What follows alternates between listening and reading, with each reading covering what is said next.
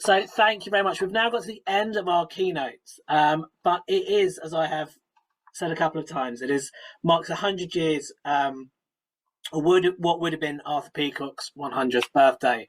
And we're really, really grateful to have Chris with us, who is going to give a tribute to kind of Arthur Peacocke and his influence on Chris's work. So we're just going to hand over to you, Chris, when you're ready, and thank you for being with us this afternoon.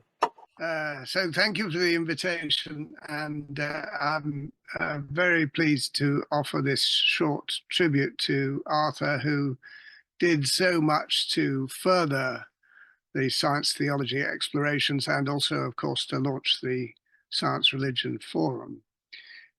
This is very much a personal tribute. Everyone who knew Arthur would have their own story to tell, but I thought it would be helpful perhaps to speak about all the ways in which he had helped me to begin my own explorations. And I'm going to try and share my screen. Always a nervous moment.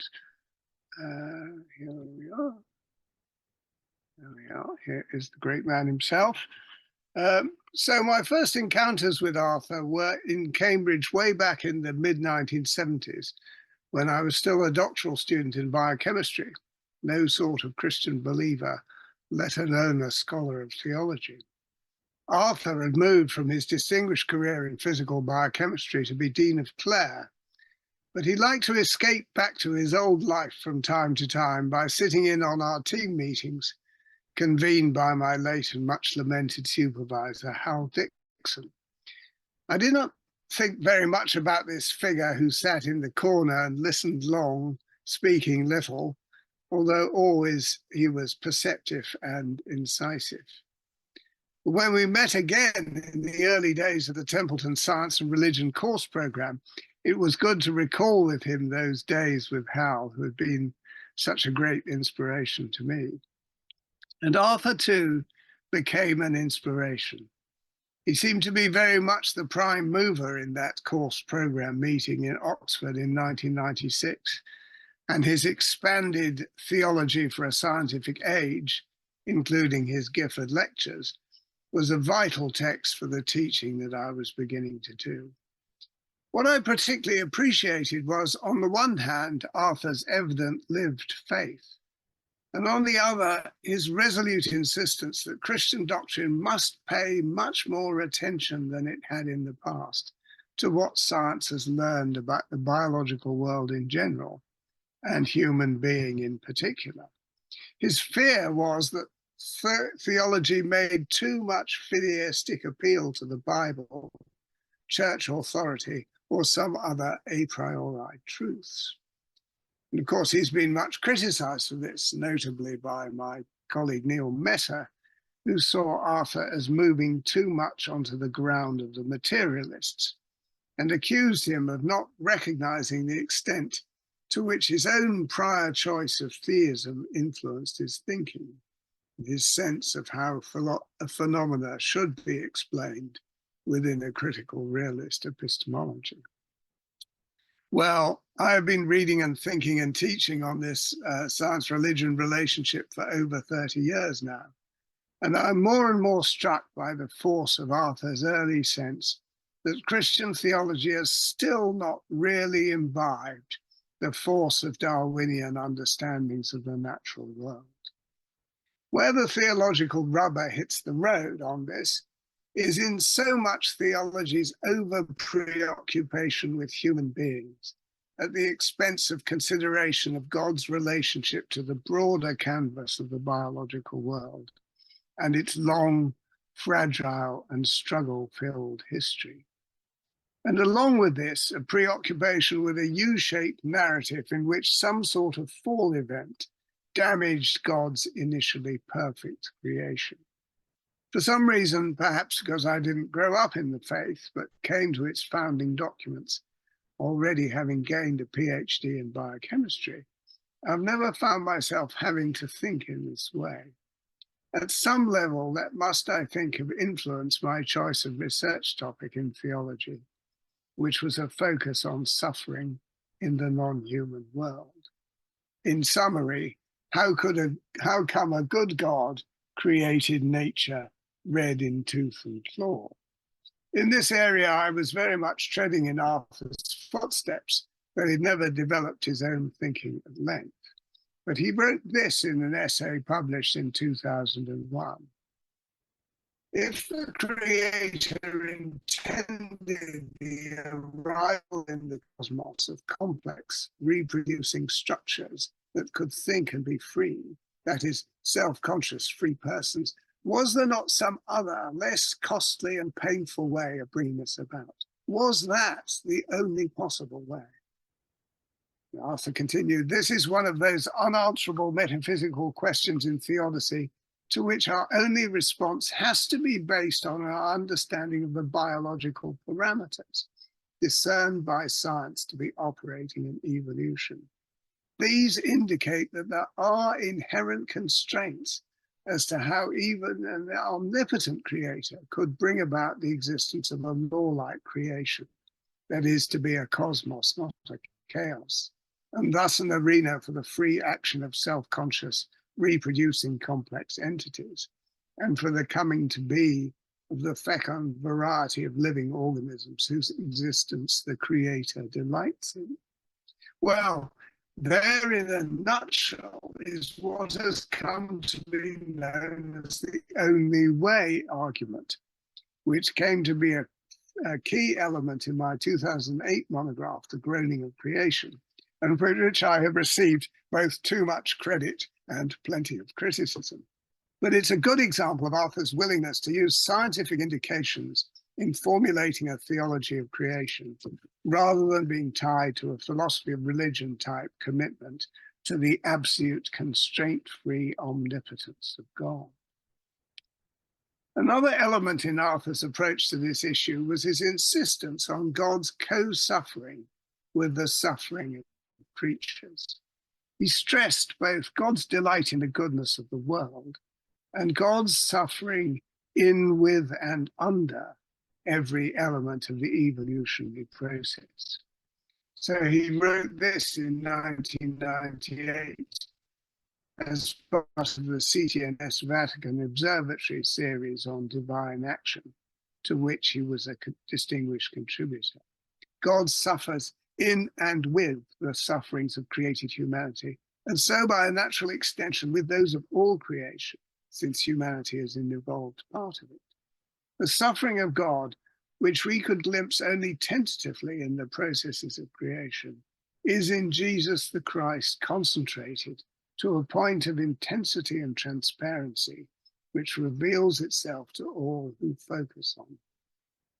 Fascinatingly, the 2001 essay I've just quoted alters this to intensity and transparency that reveals it as expressive of the perennial relation of God to the creation.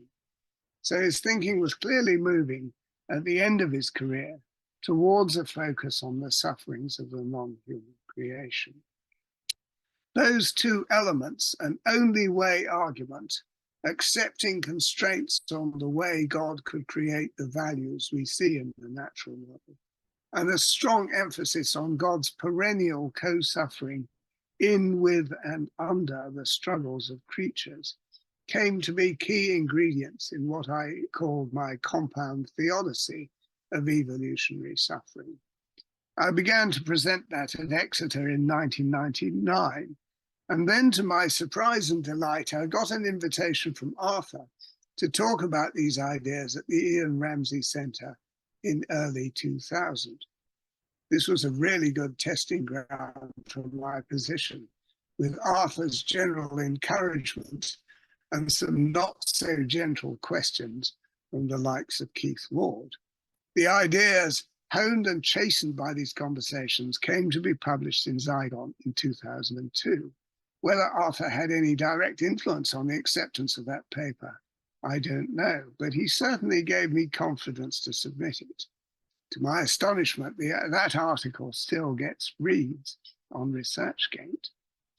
Then, to my further great surprise, I was invited to be the respondent to Wim Dries at the 2002 successor to the course program conference, and to present it to the 2003 symposium on the work of Ian Barber.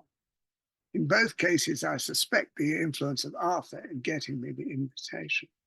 At the Barber meeting, I focused on the environmental writing in Barber's less read second volume of his Giffords, Ethics in an Age of Technology. Which brings me to a real regret I have about Arthur's theological work. I remember being asked in the late 90s what was a good book on the science-religion debate, especially in relation to ecology. And I cited Arthur's Bampton lectures, published in 1979, as Creation in a World of Science. But that's an old book, my friend said. Yes, I said, but it's full of wisdom. And in the later sections of that book, Arthur wrote very interestingly about the ecological crisis and the human vocation in relationship to it. He anticipated there Philip Hefner's still underexplored proposal about humans as created co-creators. I'm only sorry that in working so closely with the John Templeton Foundation, which enabled Arthur to do so much generative work in encouraging the debate across the world, that collaboration took him away from developing his thinking on eco-theology. Were he alive today, I'm sure that would be a major focus of his. But another emphasis we did share was a passion for the arts and a conviction that they too could inform our understandings of the theology of nature. I remember a conversation at some railway station or other. We were coming away from some colloquium. Arthur, with that extraordinary quiet energy of his, was still puzzling away at the issues that had come up.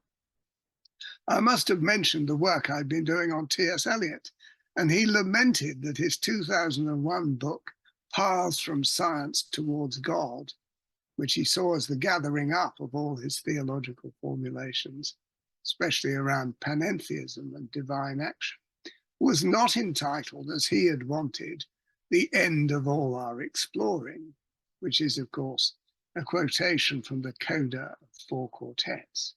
With that weird stubbornness publishers so often have, they refused to allow that title. Arthur did manage to smuggle it in as the subtitle. He continued to write, of course, after that book, having allegedly drawn a line under his work. And he produced some fascinating meditations on Traherne in his book, The Palace of Glory, published in 2005. They were hugely helpful to me when I came to write on divine glory for my Sarum lectures. And his last book was on music, another passion that we share. Among his many images for divine action, I love his sense of God as the improviser of a great ongoing fugue, full of fragmentation, augmentation, and reassociation. If Arthur had a theological blind spot, I think it was eschatology. It was perhaps a corollary of his close attention to scientific data in formulating theology, that he didn't seem to see much point in the extended eschatological speculations that informed, for instance, the work of his great science and religion sparring partner, John Polkinghorne. Indeed, Arthur regarded eschatology as, quotes, a supreme example of attempting to formulate a theory underdetermined by the facts. As such, it is a fruitless and unnecessary exercise. Well, this is disappointing, since to my mind, it's an essential component in the sort of compound evolutionary theodicy that Arthur helped me so much in developing. Browsing through the Taylor and Francis site in search of some of these texts, I came across a series of very touching obituaries of Arthur, from Ian Barber, from Phil Hefner, from Niels Gregerson, from Anne Peterson, with whom he collaborated on the music book. Arthur faced with great courage and integrity the terminal cancer, which, as he well knew, was part of the interplay of order and chance that was at the heart of his theology of creation. So I want to end with two short passages of his own words, with great gratitude for all that he was for me and for so many others. He wrote not long before his death. This final illness is a new challenge to the integrity of my past thinking. I am only enabled to meet this challenge by my root conviction that God is love, as revealed supremely in the life, death, and resurrection of Jesus the Christ. However, the fact remains that death for me is imminent, and of this I have no fear because of that belief. I know that God is waiting for me to be enfolded in love. And again, at the same time, over the years, I've given much thought and spilt much ink on the nature of God and God's interaction with people. Not surprisingly, the subtler nuances of my deliberations have fallen away before the absolute conviction that God is love and eternally so. This remains the foundation of my prayers and thoughts. For underneath are the everlasting arms. Thank you very much for your attention, and so good to be part of the meeting. Thank you, Chris. Thank you so much. It was absolutely wonderful tribute. I know those here will have appreciated it immensely. I was supposed to do some concluding remarks, but I don't really think there is much to say following on from Chris's words about Arthur. All I will say is we have got 2 more of the conferences coming up later in the year. We will circulate the details following this conference, along with some feedback. And we hope to see as many of you join us as you can. I think it's been absolutely fascinating conversation, and I've enjoyed the breadth of this year's conference, the first of 3. So hopefully see you later on this year. And thank you once again, Chris. And thank you to all of our speakers and all of those of you that have taken the time to attend and ask questions. It's really appreciated. Thank you very much.